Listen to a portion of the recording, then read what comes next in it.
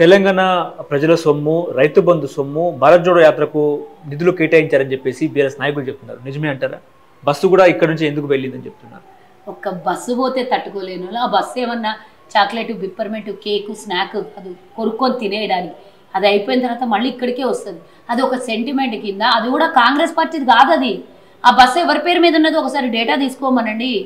Congress party వాళ్ళు కొన్నది కాదు. అది ఆర్ఎస్ ట్రావెల్స్ వాళ్ళు, సునీల్ రెడ్డి కాంగ్రెస్కి ఇచ్చినటువంటి వెహికల్. అది ఇంకొకళ్ళ పేరు మీద ఉంది. అది ఒక సెంటిమెంటు. తెలంగాణలో గెలిచాం కాబట్టి తెలంగాణ కాంగ్రెస్ పార్టీ కొంతమంది అభిమానులు ఇచ్చినటువంటి ఆ వెహికల్ని రాహుల్ గాంధీ గారి ఈ బస్సు యాత్ర కోసం వాడుతున్నారు. అది మళ్ళీ మనం తెచ్చుకొని పెట్టుకుంటాం దాంట్లో. ఇప్పుడు అలాంటిది ఏం సందేహం పెట్టుకోకండి. ఒక బస్సు ఇస్తేనే తెలంగాణ ఆస్తులంతా తీసుకొని పోయి ఇచ్చినట్ట. మరి కేంద్రము నేషనల్ పార్టీ రాహుల్ గాంధీ ఏమి ఆషామాషిగా ఎవరో కాదైనా.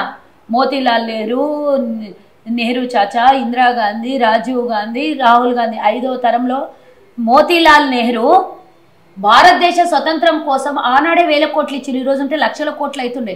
సగం దేశాన్ని కొనేటంత డబ్బు వాళ్ళ దగ్గర ఉండే ఆ రోజు. అట్లాంటి దేశ స్వతంత్రం కోసం కొట్లాడిచ్చినాడు. వాళ్ళ దగ్గర వాళ్ళకి పైస కొరత లేదు. వాళ్ళు పైస మీద ఆశపడరు. ఒక రాష్ట్రం నుంచి ప్రభుత్వం దగ్గర నుంచి గుంజుకొని తినాలనే ఆశ వాళ్ళకి లేదు.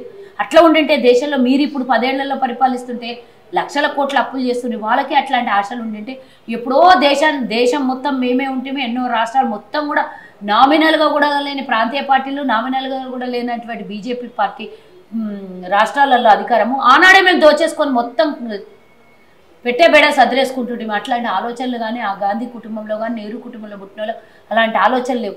ఏ రాష్ట్రంలో కార్యక్రమం అయితే ఆ రాష్ట్రంలో ఉన్న కాంగ్రెస్ పార్టీ కార్యకర్తలు, నాయకులు ఖర్చు పెట్టుకొని రాహుల్ గాంధీని ఆహ్వానిస్తున్నారు. ఇప్పుడున్న బాధల్లా బీఆర్ఎస్కి, బీజేపీకి ఉన్న బాధల్లో ఏంటంటే రాహుల్ గాంధీ జోడో యాత్ర చేసిన తర్వాత చాలా మైలేజ్ వచ్చింది. ఆ తర్వాత ఇప్పుడు న్యాయ జోడో యాత్ర చేస్తే మళ్ళీ ఇంకో రకంగా మైలేజ్ వచ్చే పార్లమెంట్ ఎన్నికల్లో కాంగ్రెస్కి లబ్ధి పొందుతుంది, కాంగ్రెస్ కూటమికి లబ్ధి పొందుతుంది అని భయంతోనే బీఆర్ఎస్, బీజేపీ కలుపుకొని ఒకళ్ళేమో ప్రభుత్వాన్ని గురి చేస్తామంటారు, ఒకడేమో తెలంగాణ రైతు బంధు 1000 కోట్ల రూపాయలు రాహుల్ గాంధీకి ఏం అవసరం ఉన్నది? అంటే మీ దగ్గర లెక్కపత్రాలు లేవా? మేము పొద్దుగా లేస్తే పేపర్ మీద పెన్ను పెట్టి రాసి మా లెక్కపత్రాలు చేస్తున్నాం. ఇక్కడ మీకు ఏమైనా రైతు బంధు పథకం తీసుకోకపోతే 1000 కోట్ల రూపాయలు కనబడవా మీకు? మీలాగా దోపిడీ చేసేది మా ప్రభుత్వం. తీస్తే ఆడ పుట్టలు చీమల పుట్టల్లాగా వెళ్తున్నాయి మీరు చేసిన దోపిడీని. ఇంక మా మీద ఏడుస్తారు. ఒక్క బస్సు ఇస్తేనే తట్టుకోలేని పరిస్థితిలో ఉన్నారంటే మీరు చేసిన దోపిడీ. మీరు మహారాష్ట్రకి 600 వెహికల్లలో తీసుకుపోయిన ధనం ఎంత, ధనాగారం ఎంత, తెలంగాణ ఆస్తుల వివరాలు ఏంది, కథా కార్ఖానా మేము చాలా అడిగినాం ఆ రోజే, ఇప్పుడు కూడా అడుగుతున్నాం. మీకు అసలు దేశంలోనే ఉనికి లేదు. ఏ రాష్ట్రంలో మీకు ఒక ఎమ్మెల్యే ఉన్నాడు? ఏ రాష్ట్రంలో ఒక ఎంపీ ఉన్నాడు? ఉన్న తెలంగాణలో అధికారం పోయింది. మీరు ఎట్లా మహారాష్ట్రకు ఫండింగ్ చేసిండ్రు ఆ రోజు ఉద్ధవ్ ఠాక్రేనా ఆయన ఎవరో కదా బీజేపీలో పోయింది చూడండి.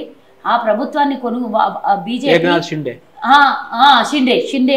షిండే ప్రభుత్వం ఏర్పడడానికి ఆనాడు కేసీఆర్ ఇక్కడ నుంచి ఫండింగ్ చేసిండు అని అంటారు ఎమ్మెల్యేల కొనుగోలుకి. అది నిజంగా కాదా?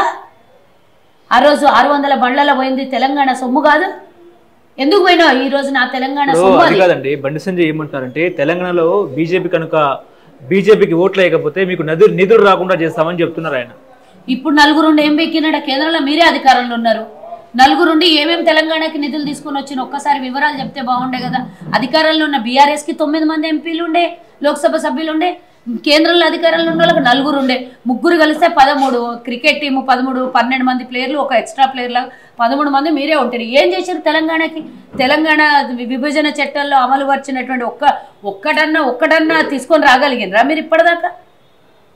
ఐటీఐఆర్ కానివ్వండి, గిరిజన యూనివర్సిటీ కానీ, రైల్వే కోచ్ ఫ్యాక్టరీ కానీ, అవన్నిటికి ఏదైనా ఒక నిధులు తీసుకుని వచ్చి ఇక్కడ ఒక ప్రాజెక్టు నిర్మాణం చేసిండ్రా?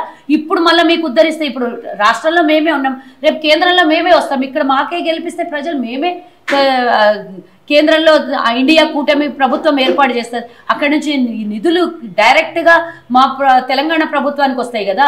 ముఖ్యేడు ఉందంటే తిరిగి చెప్పినట్ల మీరు అక్కడ ఓడిపోతారు, ఇక్కడ వీళ్ళు ఓడిపోయారు. ఏడు నుంచి నిధులు వస్తాయని ఉన్నప్పుడే తెలియదు. మీరు రేపు పొద్దున ఓడిపోయే పరిస్థితి.